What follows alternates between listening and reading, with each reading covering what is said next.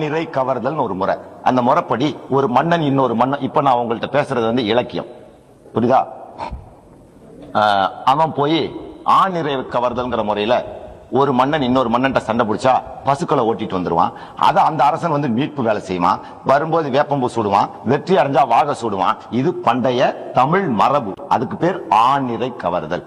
அந்த ஆநிறை கவர்தல் முறைப்படி ராவணன் என்ற நிலவலங்கி பாண்டியன் ஸ்ரீலங்காவை ஆண்டு கொண்டிருந்தான். அப்போ இங்க ஒரு சக்காலத்தி சண்டை வந்துருச்சு. நம்ம ராமச்சந்திரன் பொண்டாட்டியே சக்காலத்தி சண்டை, அந்த ராமச்சந்திரன் அம்மா சண்டை. அந்த ரெண்டு பேர்ல சீதைய, அதாவது ராவணனோட தங்கச்சிய இவனுங்க அங்கஹீனம் பண்ணிடுறானுங்க.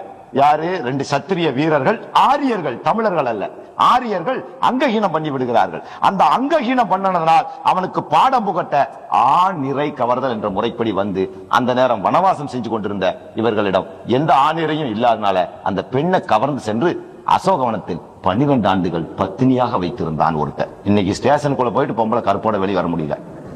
ஆனா எல்லா வல்லமையும் இருந்து சீதை குளிச்ச நெருப்பு சீதையினோட கற்பை மட்டும் காட்டல, ராவணன் எவ்வளவு பெரிய யோக்கியன்னு காட்டுச்சு. ஆனா உங்களுக்கு ஆத்திரத்தை மூட்டி விட்டதுனால அந்த நிரபராதி குற்றவாளியாக்கப்பட்டு விட்டார். யாரையும் ஆத்திரத்தோடு பார்த்தால் நிரபராதி குற்றவாளியாகி விடுவான், அனுதாபத்தோடு பார்த்தால் குற்றவாளி நிரபராதியாகி விடுவான், நடுநிலைமையோடு பார்க்க உங்களை எந்த அரசியல்வாதியும் விடமாட்டான். அவன் 12 வருஷம் பத்தினிகளை வச்சு காவல் வச்சான். அதுக்கப்புறம் இவன் போய் மீட்டுக்கிட்டு வந்தான். அத நம்ம கம்பை இருக்காம்பார், காட்டி கொடுக்கின்ற துரோகிகள் தமிழினத்தில் சில பேர் இருந்து கொண்டே இருப்பார்கள், எந்த காலத்திலும் குடிலன்கள். கம்ப தன்னோட கவி வல்லமையில எழுதினான். அவன் செஞ்சது என்ன?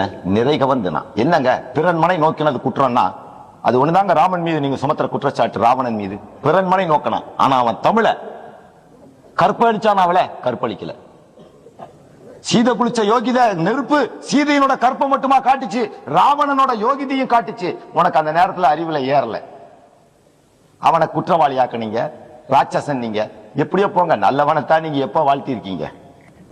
12 வருஷம் ஒரு ராஜா பத்திரமா வச்சு திருப்பி கொடுத்தும் அவனுக்கு நல்ல பேர் இல்ல. பரவாயில்ல.